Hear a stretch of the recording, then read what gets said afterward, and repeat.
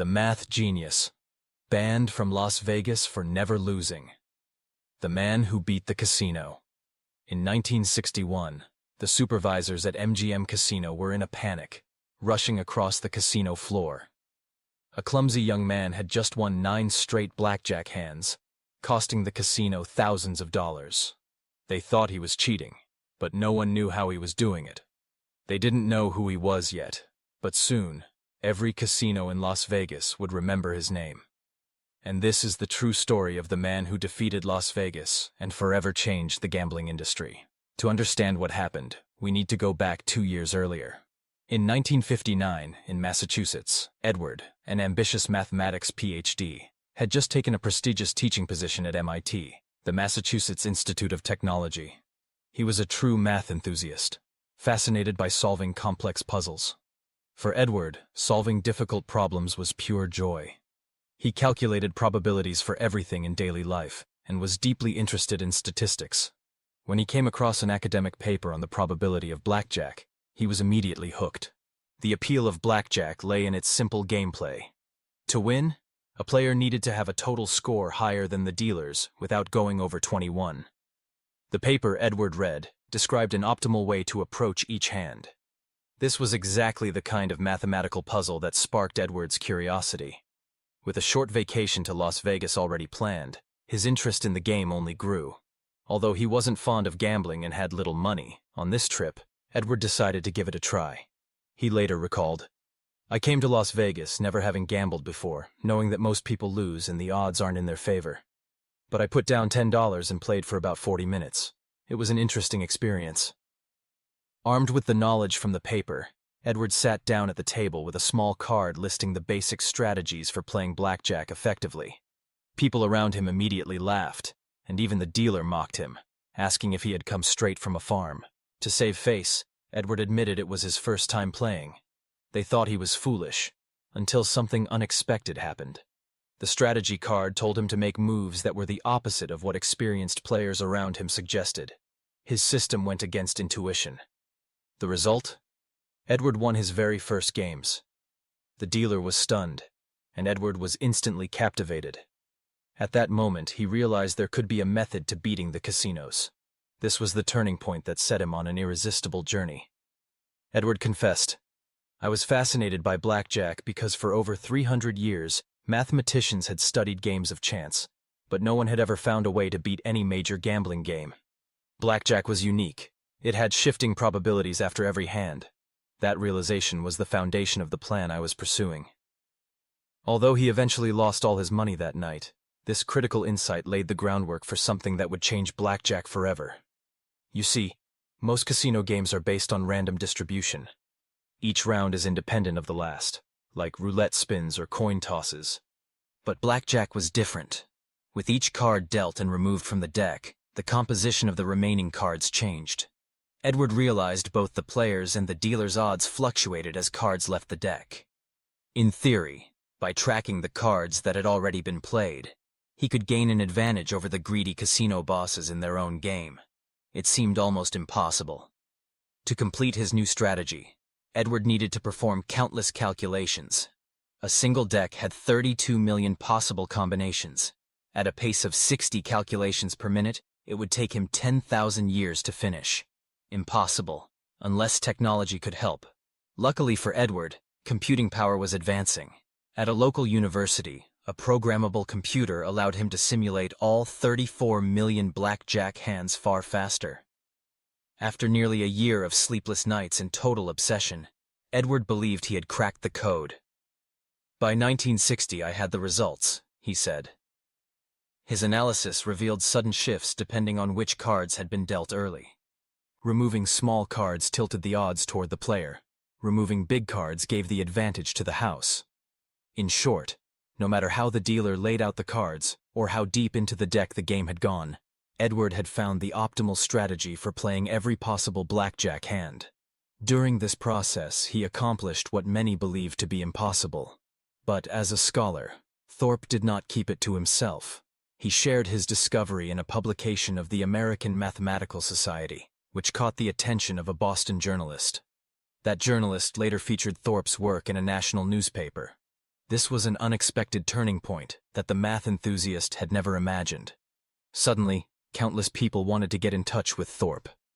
Through MIT, he received more than 20,000 letters in less than 2 months, and his logic began facing serious scrutiny.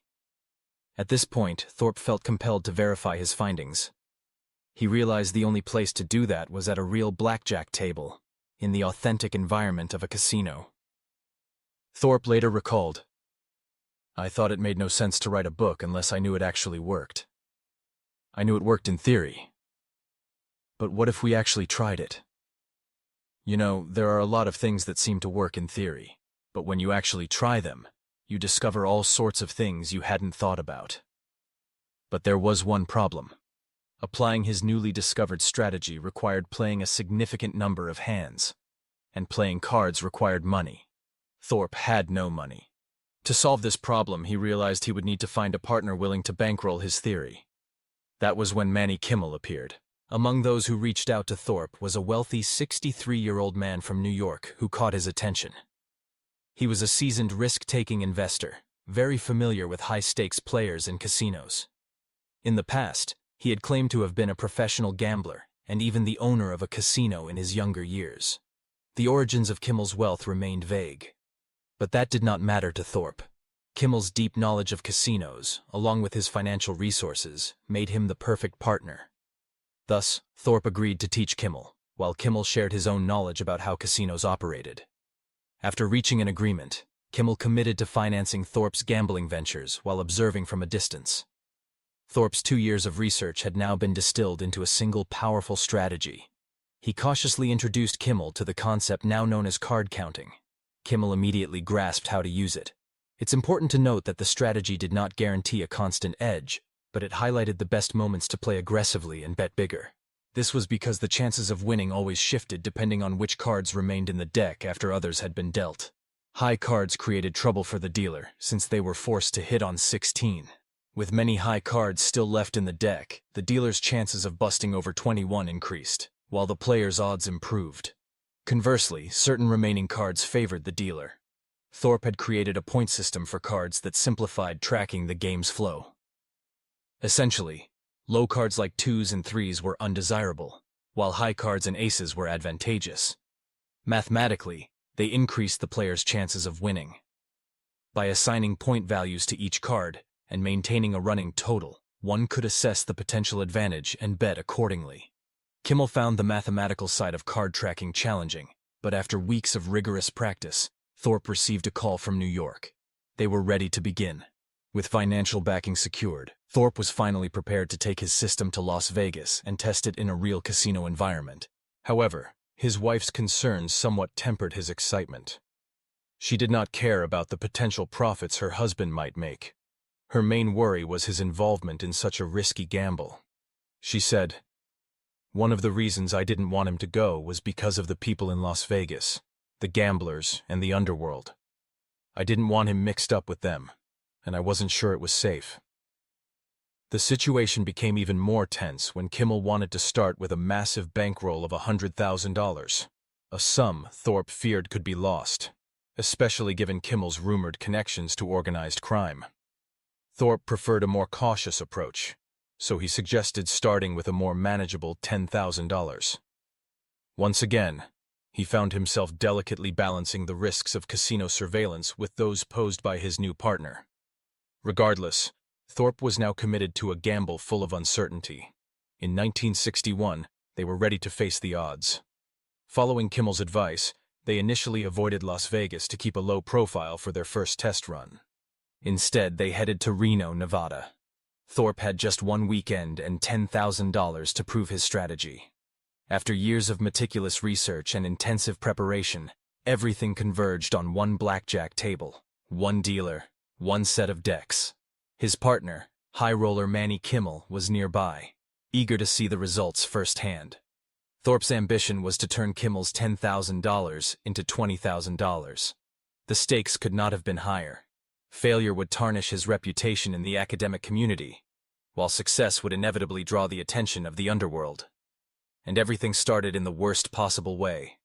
Thorpe quickly lost $1,000. Pressure was mounting, and he could feel Kimmel's watchful eyes growing tense. Then the laws of probability began to take effect. Variance swung back in Thorpe's favor, leaving him with a solid profit. His mathematical advantage was working, and his success did not go unnoticed by the casinos. Casino staff grew increasingly vigilant in their efforts to break his winning streak. Management instructed the dealers to deal 6 cards in a row. Thorpe recalled, "When I played, they started dealing 6 cards more often and more frequently as time went on. Before long, they were dealing 6 cards while 40 cards were still left in the deck." Thorpe intended to play just 2 rounds, but they kept rotating dealers to try to disrupt him psychologically. However, it made no difference.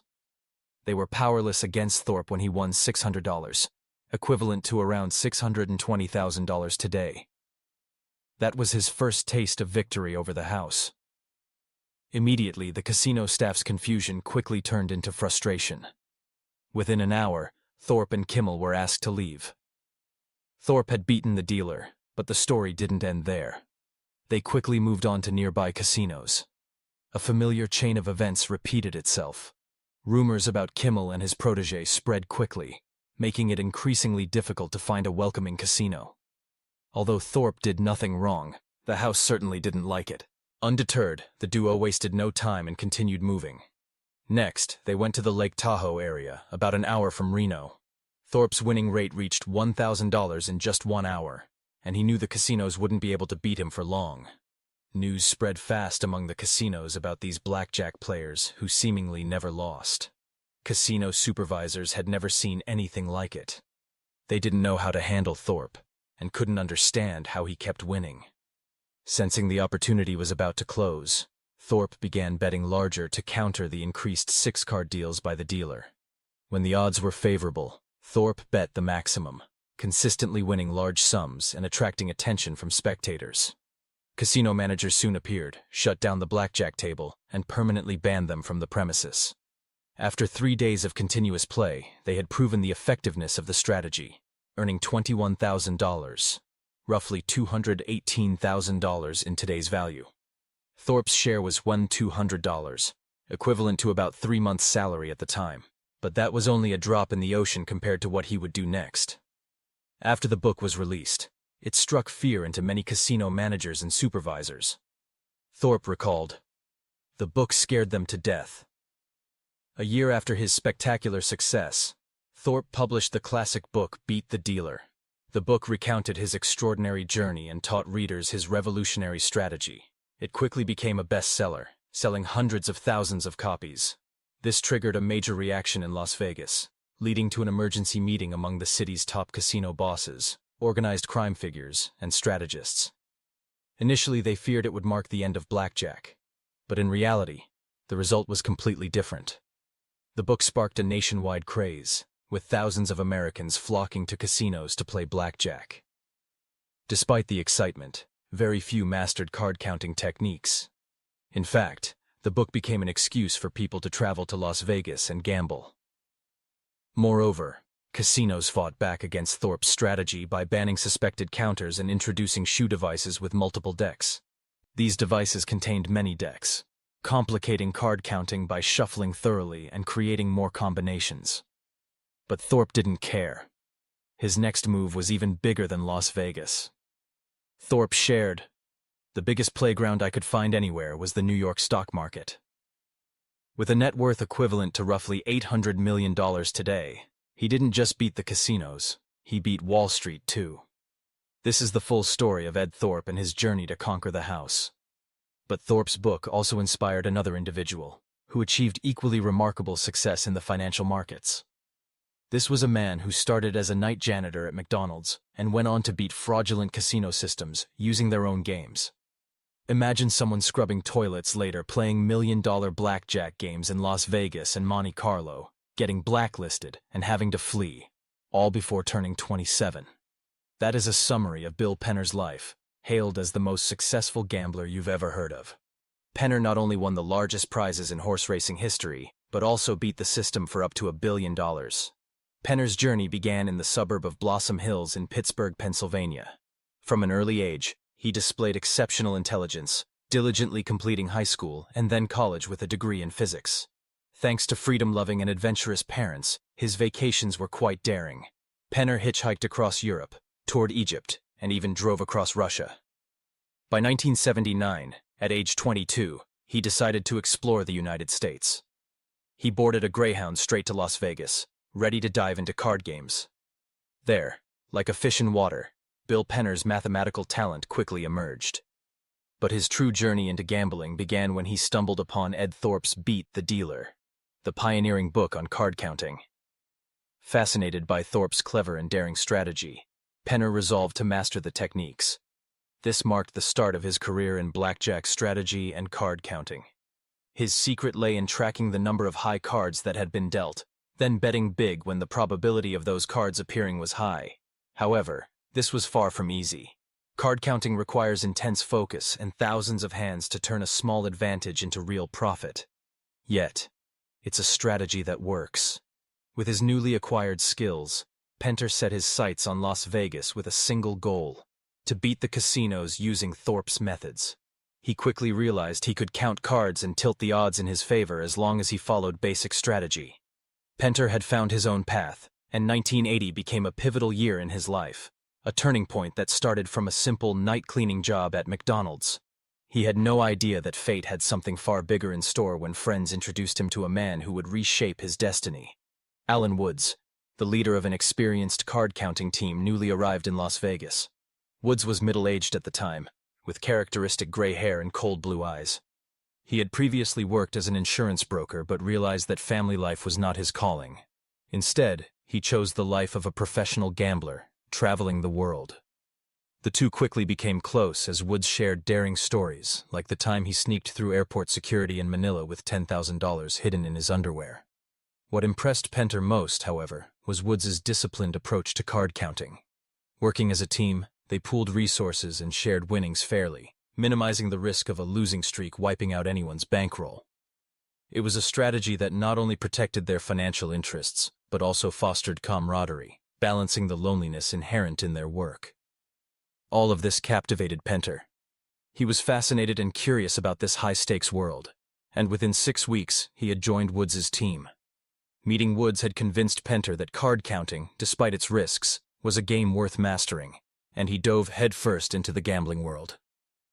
Penner began playing blackjack in Monte Carlo, surrounded by servers in tuxedos. The atmosphere made him feel like a real-life James Bond. His earnings quickly surged to $80,000 a year, about $250,000 in today's money. College suddenly felt irrelevant. Amid all the card-counting drama, rumors circulated that Penner was more than just a skilled player. He was a prodigy. During his time in Las Vegas, he even developed a secret system to beat the odds in roulette, a popular game in casinos and online gambling. Roulette involves a small spinning wheel. Players can place bets on single numbers, colors, red or black, odd or even numbers, or high and low numbers. To determine the winning number and color, a player manipulates the wheel and releases a small ball in the opposite direction around the wheel's rim. The ball eventually loses momentum and lands in one of 37 or 38 slots. Penner calculated the ball's speed immediately after release. In theory, by memorizing the equations, tracking the ball's starting point, and making rapid mental calculations, he could predict where it would land. While much of this relied on speculation, it could work, and this became Penner's next challenge. Amid neon lights and the constant clatter of slot machines, Penner moved between casinos like Westin and El Cortez to test his scientific principles in real gambling scenarios. Despite risks and strategies, Penner and his team formed a collective of sharp minds, sharing stories of evading casino security and outsmarting pit bosses. They lived as if on the outskirts of Las Vegas. Unlike many gamblers, they remained sober and disciplined while working, only drinking after hours to relieve the constant stress of casino life. Life in the casino was harsh and unforgiving. Pit supervisors were massive men with thick necks, constantly monitoring the floor. Any suspicion could result in immediate ejection or being taken into a dark room for questioning. There were rumors of card counters being beaten, but Penner remained unaffected. He was smarter than them all. For 7 consecutive years, Penner and the Las Vegas card-counting experts mastered the art of winning. But as rumors of their success spread, these sharp players became the enemy of every casino. Winning was clearly unwelcome. Casinos intensified surveillance, launching missions to detect anyone showing signs of card counting, even hiring counters as spies to monitor colleagues. It was only a matter of time before Penter faced a crackdown that could see him banned from every Vegas casino, a normal, almost inevitable fate for professionals like him. While quietly testing his luck at Maxim, a large hand landed on his shoulder. A towering man in a suit said, "Follow me." A more intimidating figure appeared, growling for him to show ID. Reluctantly, Penter complied. By 1984, Penter, Woods, and their team appeared in Griffin's famous book, a casino blacklist circulated by a detective agency. With their Vegas reputation tarnished, they needed a new playing field. Being banned made the future look bleak. But Woods had the right idea. He recognized the enormous potential in large-scale horse race betting in Asia, especially at Hong Kong's race clubs, which had the largest betting pools. This would be the start of an even bigger career. Hong Kong, with a modest population of 5.5 million, had surpassed the U.S. in annual horse race betting, reaching $10 billion by the 1990s. The betting scene used the pari mutuel system, unlike traditional casinos, because odds were continuously updated based on money in play. In pursuing this new venture, Woods and Penter leveraged their accumulated experience. They began developing advanced computer algorithms and models to tackle the complex calculations of horse race odds. Penter delved into analysis, statistics, and programming, learning advanced statistical methods and mastering software tools to optimize their strategies. Their goal was not to pick the winner of every race, but to identify bets with a profit margin that could overcome the club's 17% take.